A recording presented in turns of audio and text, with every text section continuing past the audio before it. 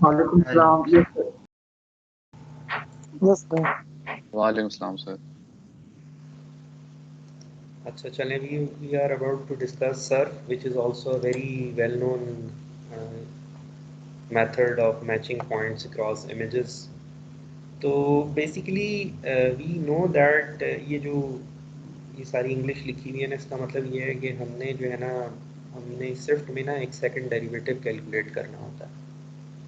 तो पहले Gaussian filter से स्मूथ करते हैं नॉइज़ को रिमूव करने के लिए। First derivative gives you information कि एच किधर है, एच है कि नहीं, और सेकंड डेरिवेटिव आपको बताता है कि एग्जैक्टली किस पोजीशन पे एच है। तो second derivatives are involved.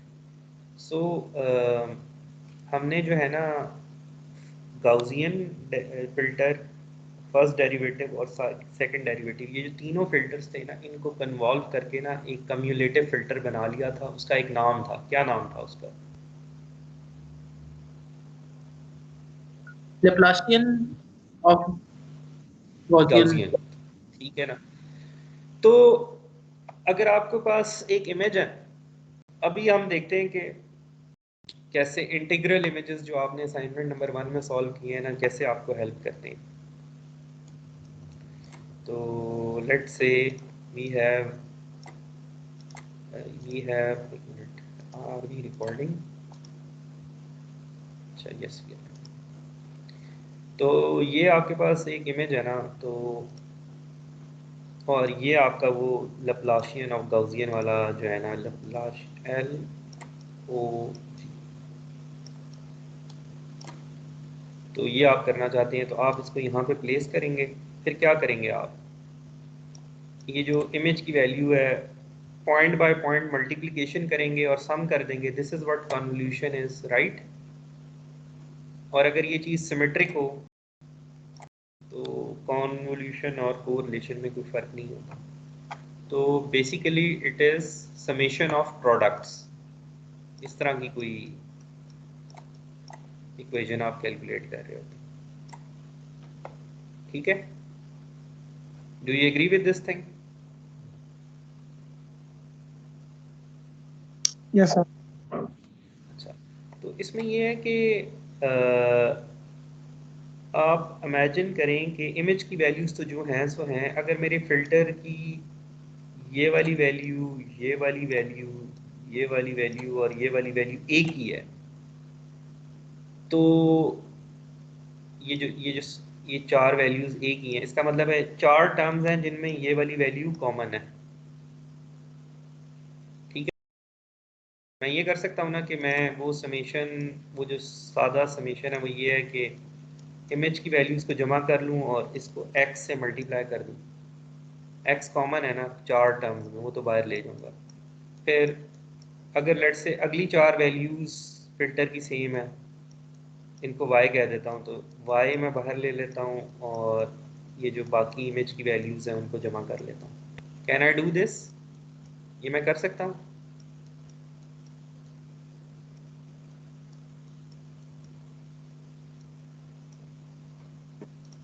Yes sir. ठीक है ना। तो ये बेसिकली इक्वेशन ही मैंने रीऑर्डर किया है ना।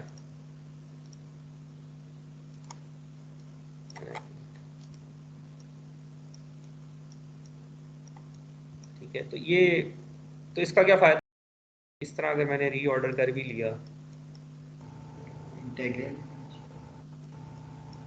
इसमें भी हम देखते हैं इंटीग्रल इमेज कहाँ आता है। तो कंपटीशन कम हुई है हमारी। हाँ ठीक है, अगर हमारी ये वैल्यू कॉमन है तो सारी वैल्यूज़ को जमा करके एक ही वैल्यू से प्रोडक्ट, एक ही वैल्यू से मल्टीप्लाई करूँ तो नंबर ऑफ मल्टीप्लिकेशंस कम हो जाती हैं। ये इक्वेशन ए सॉल्व करें आप या इक्वेशन बी सॉल्व करें तो उसमें कुछ कंप्यूटेशंस आपके पास कम हो जाती हैं। Do you agree with this thing?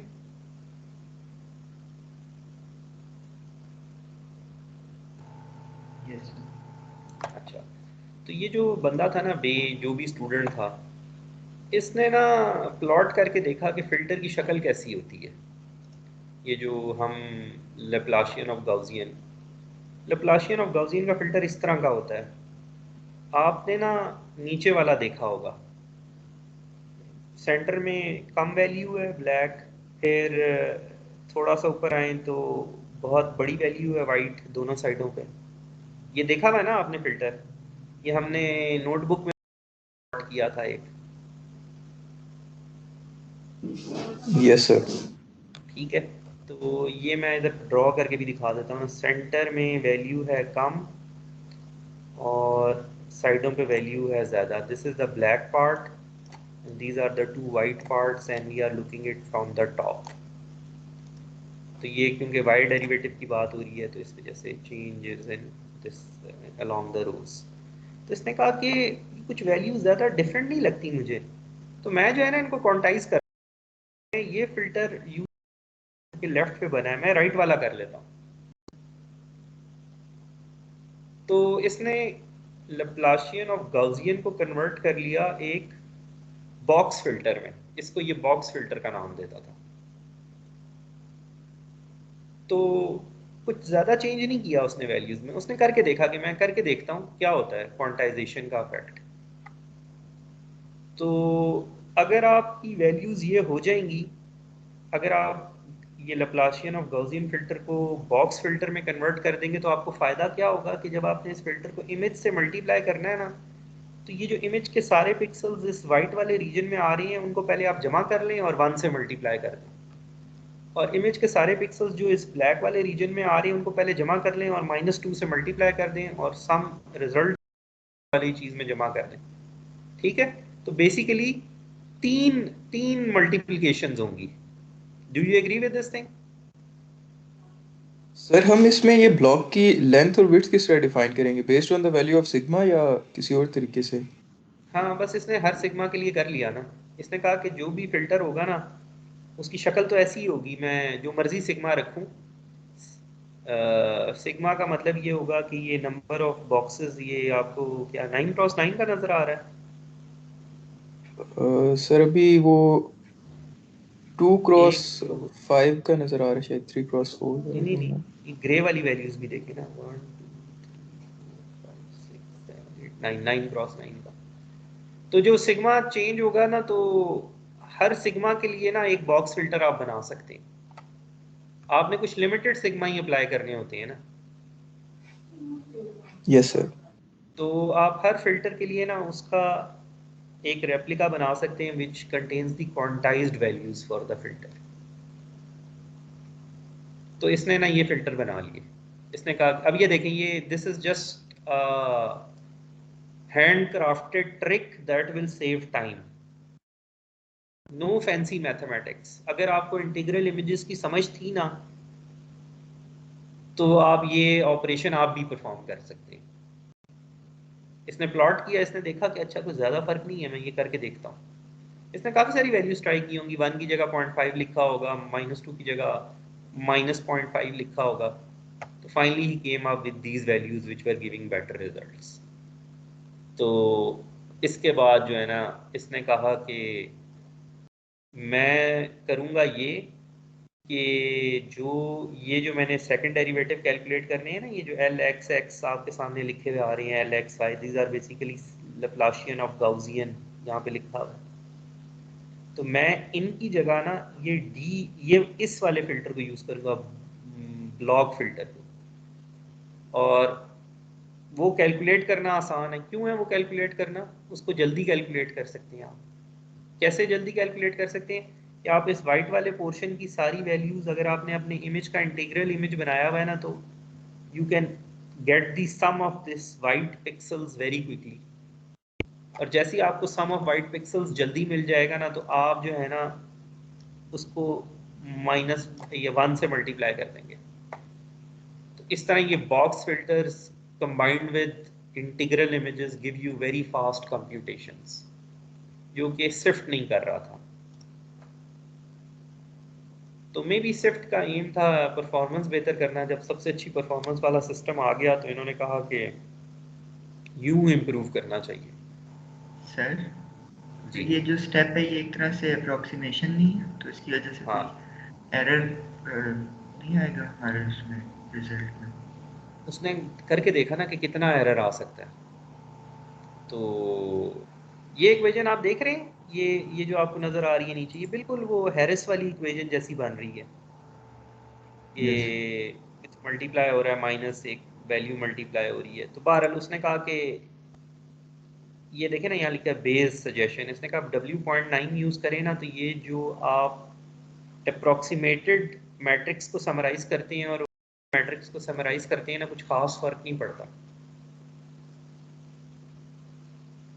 फर्क पड़ता है बट एप्लीकेशन पे कोई फर्क नहीं हो रहा।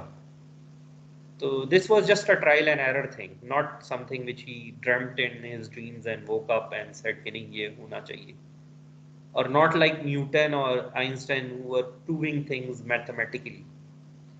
So this is what is called handcrafted research. अगर आप observe करें बेहतर तो you can come up with novel solutions. So this was very interesting time for computer vision. Like you really investigated like a detective कि अच्छा मैं क्या चीज़ बेहतर कर सकता हूँ. So things were clear up down to pixel values, which is not the case in deep learning. You give lots of and then there are so many parameters that it is very hard to like analyze every parameter.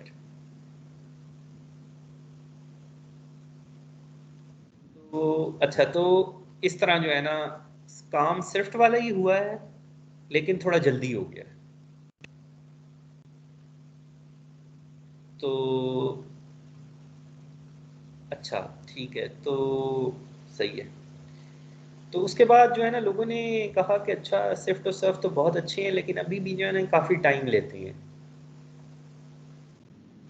तो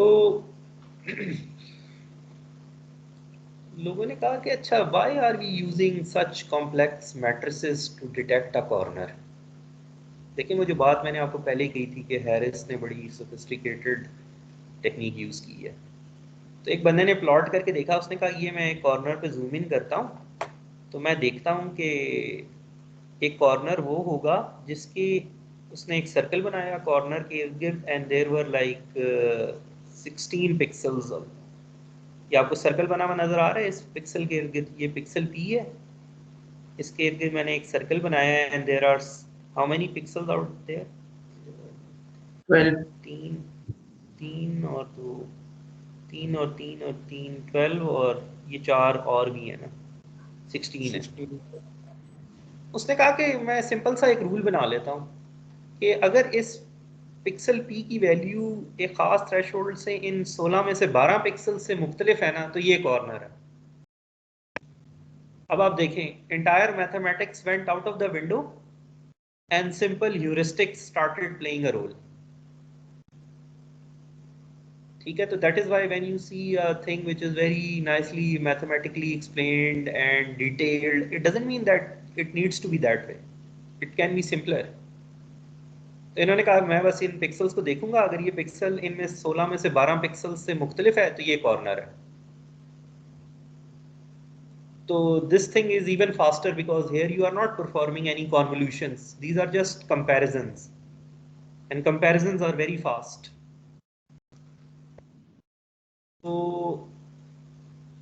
तो basically ये था कि this application was meant for robotics. ये fast जो है ना, it was for robot, autonomous car type applications. तो ये कह रहे थे कि अच्छा we need to process 30 frames a second, which gives us how much time for a single frame? एक फ्रेम अगर 30 फ्रेमें एक सेकंड में आ रही हैं तो एक फ्रेम के लिए कितना टाइम चाहिए आपको? 1/30. 33 मिली सेकंड बनते हैं मेरे हिसाब से। यस ठीक है, तो उसने कहा कि we need to process lot of frames, so we can't waste time. Yes sir. अच्छा, तो ये जो है ना ये आ गया। एनीवे ये एक एग्जांपल है, मैंने लिया है ये फास्ट, ये सिर्फ डिटेक्टर है अभी तक, फास्ट सिर्फ डिटेक्टर है, डिस्क्रिप्टर नहीं है। पहले ये फैसला होना कॉर्नर किधर है, फिर कॉर्नर के इर्द गिर्द कितने साइज का पैच आपने लेना है और कितने साइज के पैच को किस डिस्क्रिप्टर में कन्वर्ट करना है। तो fast was just fast corner detector, it is just a corner detector. तो इसका क्या फ़ायदा है? इसका फ़ायदा ये है कि when you are recording a video at 30 frames per second, one image is highly different, it's highly similar to the previous image. अगर आप आहिस्ता आहिस्ता मूव कर रहे हैं तो what is the difference between image 1 and image 2? बहुत कम difference है। तो उसने कहा कि ये जो आप स्केल इनवेरिएंस की बात करते हैं और रोटेशन इनवेरिएंस की बात करते हैं, ये तो रोबोट को चाहिए ही नहीं। उसने तो वीडियो रिकॉर्ड करनी है और आहिस्ता आहिस्ता मूव करना है, तो इतना बड़ा एंगल चेंज तो कहीं पे भी नहीं आएगा ना। ये जो we are solving an imaginary problem, मतलब ये वाली सिचुएशन तो रोबोट ने फेस नहीं ना करनी। ये जो आपको टॉप लेफ्ट पे नजर आ रही है, एक इमेज में ये नजर आ रहा हो और अगले में ये नजर आ रहा हो, आहिस्ता आहिस्ता ही आप चेंज करेंगे ना अपना angle. And there are 30 frames per second, तो वी डोंट नीड दिस। तो robotics community started going away from vision community. क्या जी, हमें नहीं ज़रूरत ये कॉम्प्लेक्स चीज़ों की, हम ये सिंपल रूल्स बनाएंगे एंड दैट इज़ इट। हमारे तो 2 इमेजेस में कुछ खास चेंज होना नहीं है। तो ये सिंपल एक एल्गोरिदम आ गया कि जी पिक्सल पी की इंटेंसिटी नोट करें, और इसके इर्द ये 16 पिक्सल्स हैं। अगर 12 में इस पिक्सल और उनके दरमियान डिफरेंस खास थ्रेशोल्ड विच इज टी से ज़्यादा है ना, तो इट्स अ कॉर्नर। मतलब देयर इज नो, मतलब एवरीबॉडी कैन अंडरस्टैंड दिस। और किसी किसी ने कहा कि 12 में क्यों चेक करते हैं, सिर्फ 4 चेक कर लें। तो ये आ गया, कहते हैं पहले 4 चेक करें। अगर 12 कॉन्टिन्यूस पिक्सल्स में डिफरेंट होना है ना, तो ये जो हर ये जो पिक्सल नंबर है 16, 1, 2 और ये जो 4, 5, 6 और 7, 8, 9, इनमें इनको पहले चेक करें। अगर इनका डिफरेंस नहीं है ना इससे, तो फिर ये कॉर्नर नहीं हो सकता। तो किसी ने और सिंपल कर दिया काम को, इसी ने कर दिया होगा, ये फास्ट वाला है। जी पूछें क्वेश्चन। सर ये जो उनकी बात थी सर कि हम फ्रेम्स पर सेकंड हमारी मतलब इतनी ज्यादा हमारे मूव नहीं होते, तो हम लोग सर इनडायरेक्टली सर ये तो प्रॉब्लम से सर भागने वाली बात हुई ना। क्या चीज? कहा कि हमारे सर फ्रेम्स पर सेकंड पे हम तो हमारी केस में जरूरत नहीं है सर, लेकिन इनडायरेक्टली सर इन्होंने अपने पूरे रिसर्च पे इतनी बड़ी सर कॉन्स्टेंट रखी है सर कि अब हम जो भी काम करेंगे हमारी ये assumption होगी कि रोबोट इतना मूव नहीं करना। तो सर ये तो एक तरह से ड्रॉबैक नहीं हुआ सर रिसर्च के ऊपर? नहीं, उन्होंने देख लिया ना कि this is just a way of like dealing with the problem as an engineer. इन्होंने कहा कि जी ठीक है, वो हम सॉल्व करते रहेगी विजन कम्युनिटी के, फीचर मैच भी हो जाएं और टाइम भी कम लगे। लेकिन अभी मेरे रोबोट को तो ये मसला नहीं है ना कि मैंने तो कंसेक्यूटिव इमेजेस को मैच करना है, तो मैं आसान काम क्यों ना करूं। मतलब रोबोटिक्स ने भी तो एक्सटेंड करना था ना। मतलब जब तक हमारे पास ये एल्गोरिदम ना आता तब तक हम रोबोट को चला ही नहीं सकते थे। तो इन्होंने कहा चलो चलाना तो शुरू करो ना, और इश्यूज सामने आएंगे। In the meanwhile somebody else will be working on good features. Yes sir. और सर दूसरी चीज ये कि सर ये तो सबसे भी तेज होगा ना सर, ये वाला हाँ, जो ये तो फास्ट। बहुत तेज है ना। ये तो मतलब इसमें तो अगर आप इसको GPU, I think so somebody tried to implement it using GPU, तो ये तो 2200 frames 300 frames per second process कर सकता है। ये तो कंपैरिजन ही नहीं है ना। मतलब ये तो, इस पे तो कोई प्रोसेसिंग हो ही नहीं रही। ये वैल्यूज ऑलरेडी मेमोरी में पड़ी हुई है और आपने सिर्फ कंपैरिजन करना है। Yes sir. और वो आप पैरेलल में कर सकते हैं। It is not a sequential process. अगर आप पैरेलल प्रोग्रामिंग करें, इस पिक्सल को आप एक ही टाइम में इन 16 से कंपेयर कर सकते हैं। Yes sir. ठीक है, तो then the attention shifted in this direction कि अच्छा ये काम हमें करना चाहिए। वो जो इतनी सोफिस्टिकेटेड मैथमेटिक्स है ना, वो एक तो समझ भी नहीं आती, और ये काम आसान है, ये काम भी करता है, ये करते हैं। तो फास्ट डिटेक्टर बन गया। This was also around 2006 and 7। Harris को छोड़ दिया तो सर लोगों ने वैसे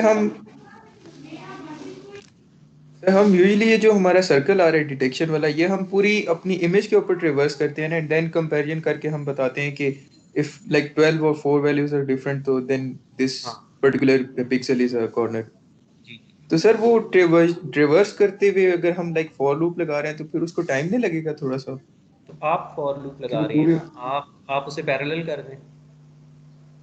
आप एफपीजीए पे इम्प्लीमेंट कर लेना उसको। सही सही। वो तो मैं अगर प्रोग्रामिंग करूंगा तो मैं फॉर लूप लगाऊंगा ना। अगर मैं हार्डवेयर पे इम्प्लीमेंट करूं तो then I can deal with it efficiently. हर पिक्सल के 16 पिक्सल्स के कोऑर्डिनेट्स आपको पहले से पता है, तो आपने हर पिक्सल के लिए वो 16 वैल्यूज मेमोरी से एक्सेस करनी है और कंपैरिजन करना है।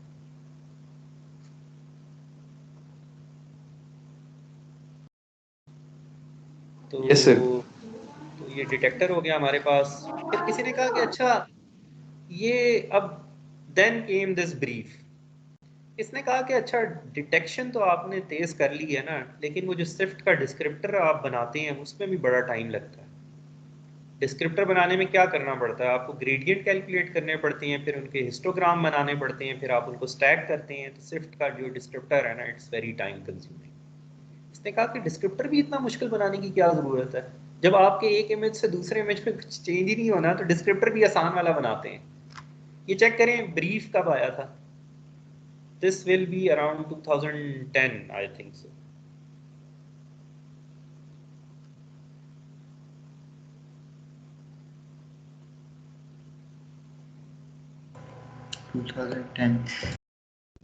ठीक है ना। This is about the time and I will be starting my MS thesis. तो उस टाइम से पहले मुझे नहीं पता होता था कि इमेज प्रोसेसिंग क्या होती है, ये विजन क्या होता है।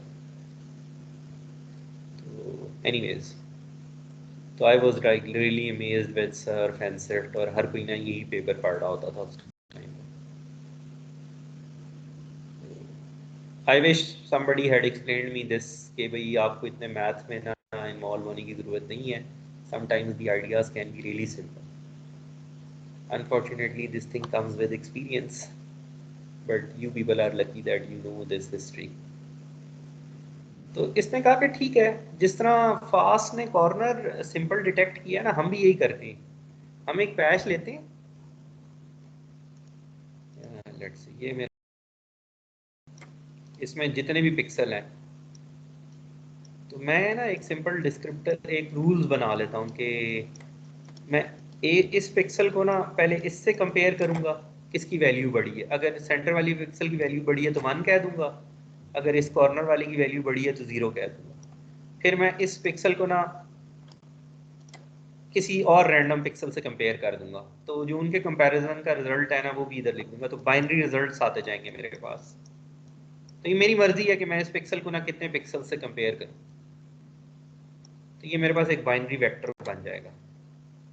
तो इन्होंने कहा ये जो मैथ में मैंने आपको चीज़ लिखकर दिखाई हुई है ना, ये यही है, this is a binary test, कि आप दोनों पिक्सल की वैल्यूज़ को कंपेयर करते हैं, और वैल्यू बड़ी है तो 1, वैल्यू छोटी है तो 0। तो आप स्विफ्ट में तो हमारे पास कॉन्टीन्यूस वैल्यूज़ होती थी ना, अब हमने बाइनरी वैल्यूज़ का डिस्क्रिप्टर बना लिया। तो आप जितने कंपैरिजन परफॉर्म करेंगे ना, उतने साइज़ का आपका डिस्क्रिप्टर बन जाएगा। ये नीचे लिखा हुआ है 128, 256, 512। 128 इस वजह से क्योंकि सिर्फ 128 का था ना, तो इसने फिर अपने पेपर में कंपेयर करना होगा कि किस साइज़ का कितने कंपैरिजन आपने परफॉर्म किए। तो उसके बाद जो है ना, ये बाइनरी फीचर डिस्क्रिप्टर बन गया। तो बाइनरी वेक्टर्स को कंपेयर करना आसान है। Calculating distance between binary vectors is faster than calculating distance between vectors having real values. Is it true? फिर उसमें फिर एक्स वाई कॉम्पोनेंट निकालना होता है, ये होते ही एक डायरेक्शन। मतलब बेसिकली बाइनरी कंपैरिजन है ना, तो आपने डीएलडी पढ़ी हुई है, तो सिर्फ डीएलडी हो रही है, कोई प्रोसेसिंग नहीं हो रही। Simple gates can do this. तो ये आपका डिस्क्रिप्टर बन गया। तो फिर लोगों ने पूछा कि अच्छा आप ये रैंडम पिक्सल कैसे सिलेक्ट करेंगे, मतलब सेंटर पिक्सल को, मतलब किस पिक्सल को किस पिक्सल से कंपेयर किया जाए एक पैच में। तो इन्होंने कहा कुछ भी कर लें, रैंडम कर लें, कोई स्टैंडर्ड बना लें। ये सारी डिस्ट्रीब्यूशंस इन्होंने अप्लाई करके दिखाई। इन्होंने कहा सारी एक ही जैसी काम करती हैं, कोई फर्क नहीं है, तो आप करें यूज़। तो एक रूल सेट आपने बना लिया, इमेज का पैच आता है, आप उसके भी वही कंपैरिजंस परफॉर्म करते हैं, हर पैच के वही कंपैरिजंस हो रहे हैं, दूसरे इमेज में भी यही होगा, तो एक डिस्क्रिप्टर बन जाएगा अब जिनके बाइनरी वेक्टर एक जैसे पॉइंट है। I personally believe this will work for robotic applications where you are capturing things at 30 frames per second. क्योंकि एक इमेज से अगले इमेज में तो कुछ चेंज होना नहीं है, तो कितनी इनवेरियंस आपको चाहिए, कितना फर्क आ जाएगा आपके डिस्क्रिप्टर में. तो दे लेवरेज दिस ये देखें ना, ये एक तो अपना टेक्निकल बातें वो बता रही हैं, और एक की जो समरी, ये जो छोटा नाम रखते हैं ना, दिस हैज़ अ की value in research, people remember this small thing. So when you right a paper, good labs, they have a competition before submitting a paper. I have seen they ask their entire group to present an acronym for their research paper. So people take a lot of care in publishing papers, which is not found right now in our community here. So it's a lot of effort to win a best paper award. They discuss every figure, they discuss these small things in detail.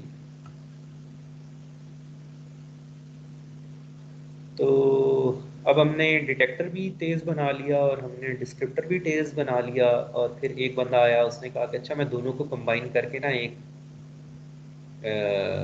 एक और feature बना दूंगा, an efficient alternative to SIFT and SURF. This was 2011 ICCV. I attended this conference. This was in Barcelona. मैं था भी वहीं पे, तो I had the chance to attend this conference. बहरहाल ये मैंने पेपर नहीं देखा था जब कॉन्फ्रेंस हो रही थी. I was somewhere else.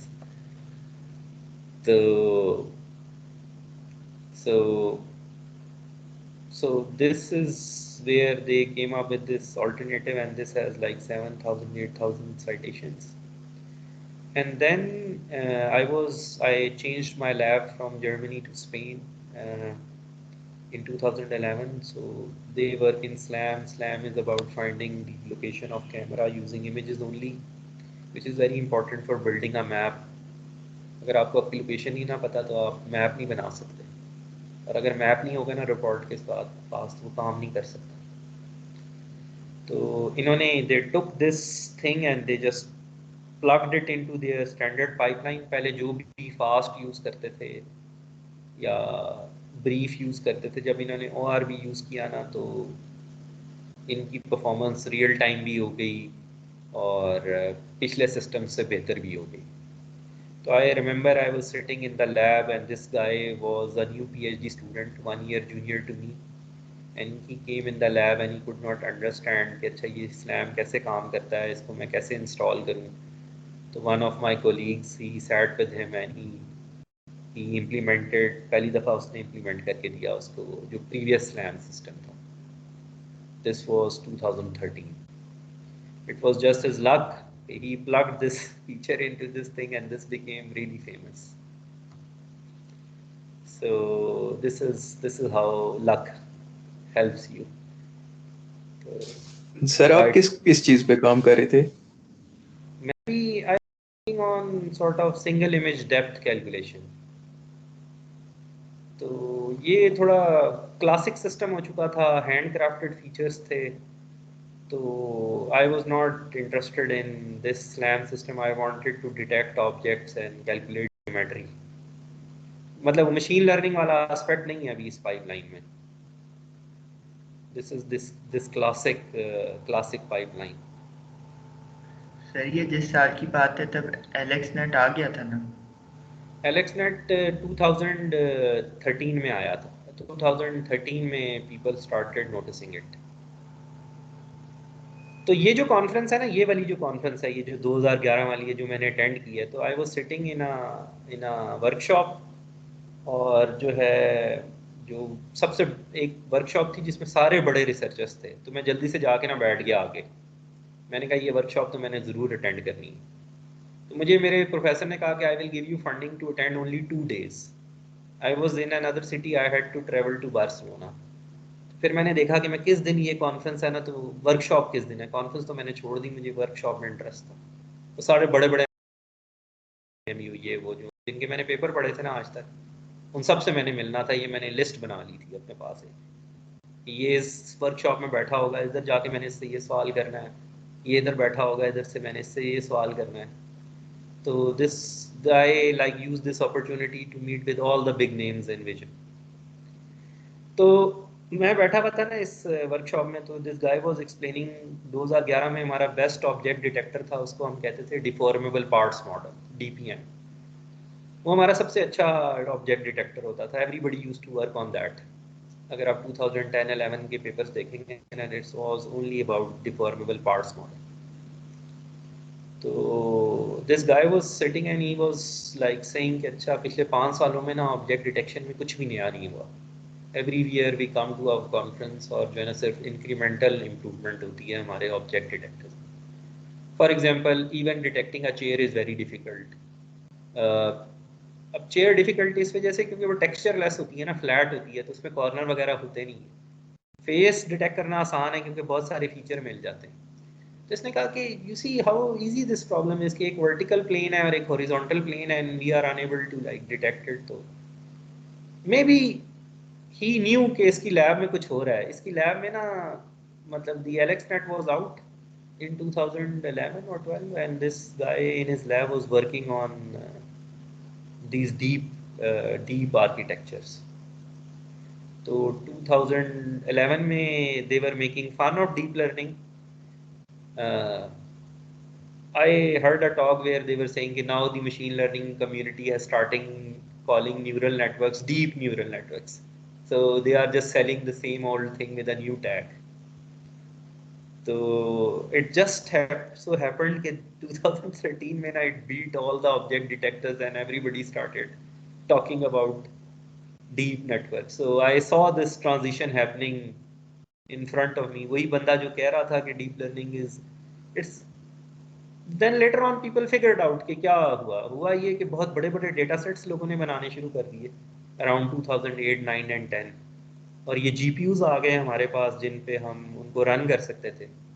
तो we just needed lot more data where deep networks will beat other machine learning algorithms. So yes, it was exciting times but also depressing times क्योंकि people were making groundbreaking research and my papers were getting rejected. So anyways. Sir फिर आप मिले थे sir सारे से researcher से? हाँ मैं सबसे मिला था और मैंने सबसे सवाल पूछे थे और इनको मतलब I had a very long discussion with them. Actually I wanted to meet this Jitendra Malik. तो इसका गला बैठ गया था बात करने के बाद ना, तो मैं इसके पास गया तो इसने मुझे कहा कि आई कैंट टॉक, मेरी ना मैं 2-3 टॉक्स दे चुका हूँ, मेरा गला बैठ चुका है, तो we will talk some other day.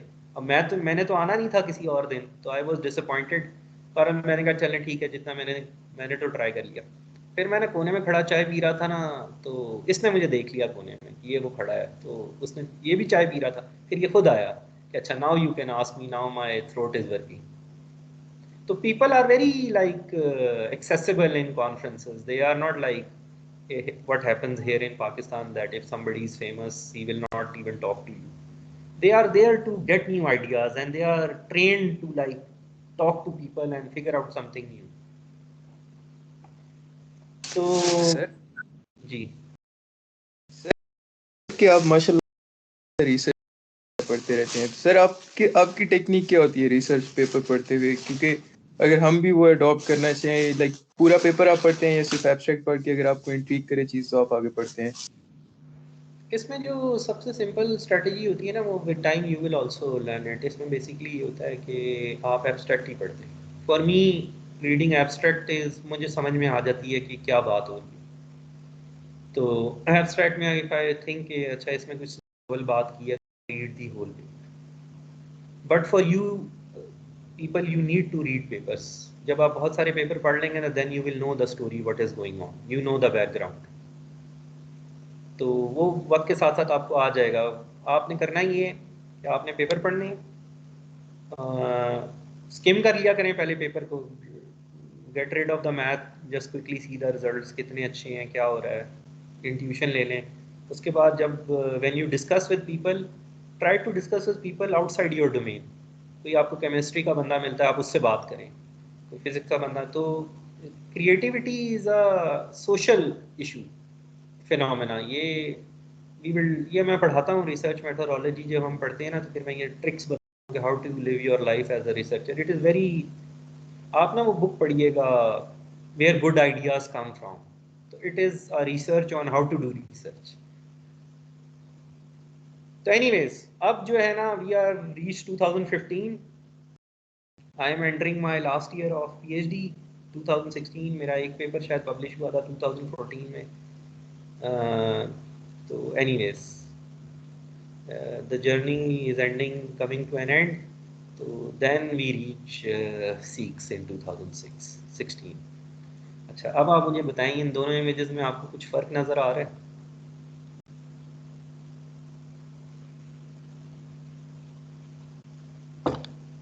Yes, कहाँ पे ज्यादा फर्क है? शार्प जो आंख आंख है सर, आंख वगैरह बंदे की जो भी चीजें। सर कोई नॉइज की प्रेजेंस लग रही है राइट वाली में, कहाँ पे? राइट वाली इमेज में सर, क्योंकि वो थोड़ी सी लाइंस थोड़ी सी डिस्टॉर्टेड हैं वाइट वाली और मतलब ब्लैक वाली, तो कुछ लग रहा है कि यहाँ पे कुछ है नॉइज वगैरह। हाँ ठीक है, और you are सर ये right। जो नंबर लिखा हुआ है 441, शायद ये जो नंबर लिखा हुआ है ये लेफ्ट वाले में काफी क्लियर है, राइट वाले में थोड़ा सा डिस्टॉर्टेड है। हाँ मतलब गौर करें तो पता लगता है। तो this is what we did last year in seeks. हमने कहा कि अच्छा चलें, अब ये मैचिंग तो सारी हो गई ना, तो अब वी वांटेड के इमेजेस मैच ना हो। अभी तक मैचिंग पे एफर्ट थी ना, तो we were reading about adversarial attacks on deep learning systems, so we thought कि अच्छा can there be an adversarial attack on classic system which was not shown before। तो ये हमने ना we applied simple tricks to change pixel values around corners. तो it change the image slightly but it reduce the number of feature matching to, मतलब ये नीचे नंबर लिखा हुआ है। तो this is the first paper which talks about adversarial attacks on classic pipelines. तो again this student he tried the simple tricks कि अच्छा मैं एवरेज कर देता हूँ उस जगह पे जहाँ पे कॉर्नर डिटेक्ट हुआ है, फिर क्या होगा। रूल ये जो गोल था वो ये था कि इमेज ज़्यादा चेंज नहीं होना चाहिए, तो इमेज कम से कम हो और फीचर मैच होना बंद हो जाए। तो this is 2019 we submitted it in BMEC, it was a spotlight in BMEC। तो we are very happy that we are now part of this rich history of feature matching। So we are the first one जो चाहता है कि feature match ना हो। Imagine करें आप Facebook पे अपना इमेज अपलोड करते हैं और कोई उसको मैच करके बता देता है कि you are in the cafe. So we don't want local feature matching techniques to work.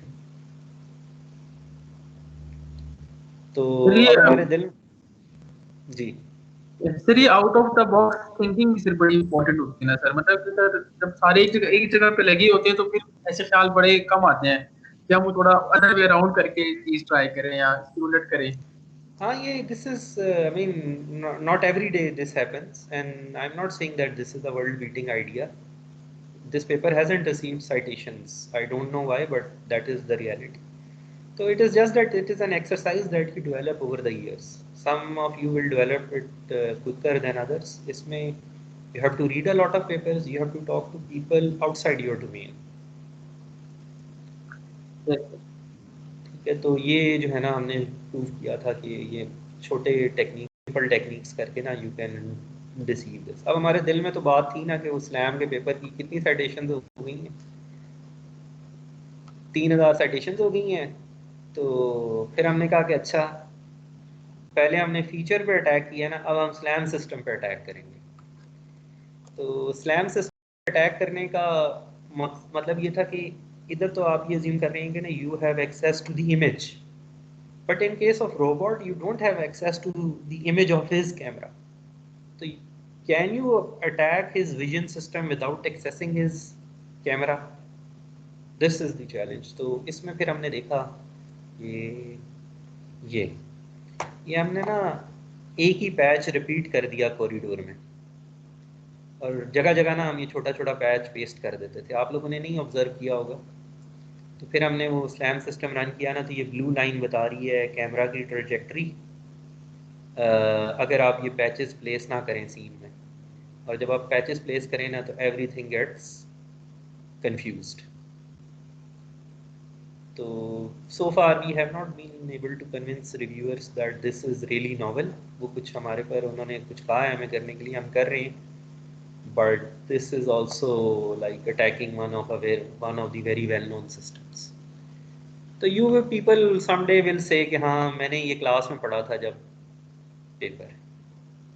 अब हम आ जाते हैं फाइनल उस पे सर तो बात बेसिकली में। आप लोग इंफॉर्मेशन ऐड कर रहे हैं मतलब इन फॉर्म ऑफ नॉइज या मतलब इस तरह करके नेटवर्क थोड़ा कंफ्यूज हो जाए नहीं।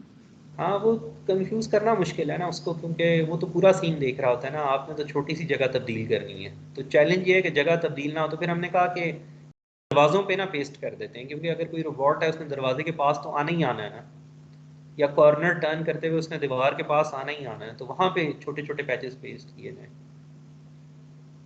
तो वो हमने करके देखा तो वो state of the art system में कंफ्यूज हो जाता है। we are working on this, inshallah early next year you will see this thing। इससे इंशाल्लाह सर। इंशाल्लाह। चलो अब हम आ जाते हैं, ये ज़रा एब्स्ट्रैक्ट जल्दी से पढ़ें and then we have to like finish the lecture. चलिए ये फिर हम ना नेक्स्ट लेक्चर में डिस्कस कर लेंगे ये दिस थिंग। ये क्या कह रहा है, ये लाइन पढ़ लें।